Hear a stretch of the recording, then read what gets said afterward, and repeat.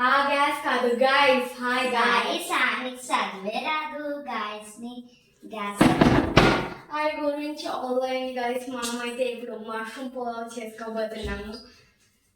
So ఎలా చేసుకోవాలో చూసేద్దాం రండి. పులావ్ కోసం అయితే మనం ఇప్పుడు ఆనియన్స్ ఇంకా పచ్చిమిరపకాయలు కట్ చేసుకుందాం గైస్. మనం దీంట్లో 2 స్పూన్స్ ఆయిల్ వేసుకోవాలి.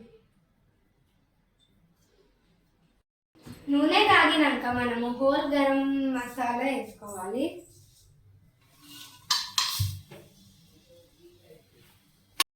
ఇప్పుడు మనము ఆనియన్స్ ఇంకా పచ్చిమిరపకాయలు వేసుకోవాలి.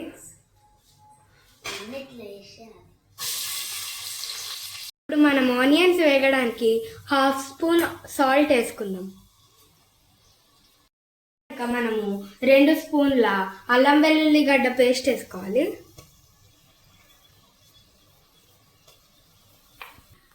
అల్లం వెల్లిగడ్డ పేస్ట్ వేసుకున్నాక 1/2 స్పూన్ పసుపు వేసుకోవాలి. మష్రూమ్ మనం కర్రీలోకి వేసుకుంటే కట్ చేసుకోవాలి. పులావ్లోకి వేసుకుంటే కట్ చేయొచ్చు, కానీ దాంట్లో కట్ చేసేస్తే అన్నంలో అవి కలిసిపోయి నోట్లో టేస్ట్ తగలదు. అందుకే నేనైతే ఇప్పుడు కట్ చేయకుండా వేస్తున్నా. వచ్చింది నేనే గాయస్, అందుకే నేనే వేస్తున్నా.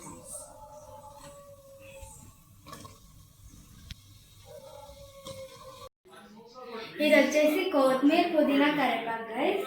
దీన్ని మిక్సీ పట్టుకున్నాం.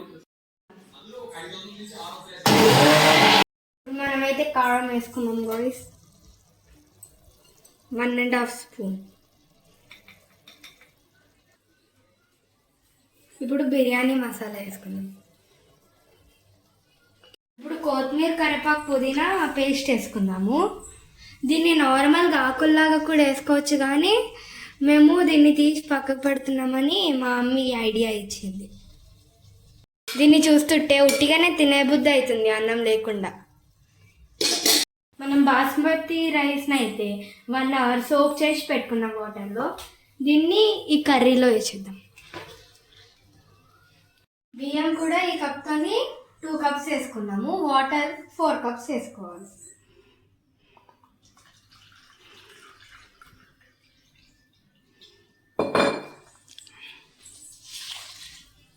నీటి నుంచి 2 స్పూన్ల నెయ్యి వేసుకొని కుక్కర్ మూత పెట్టేయాలి.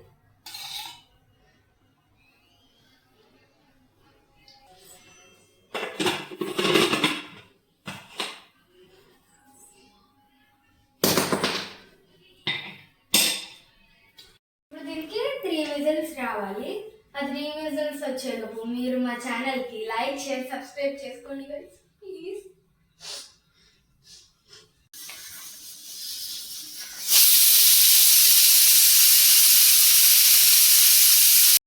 పులావ్ అయితే రెడీ అయిపోయింది గాయ్స్.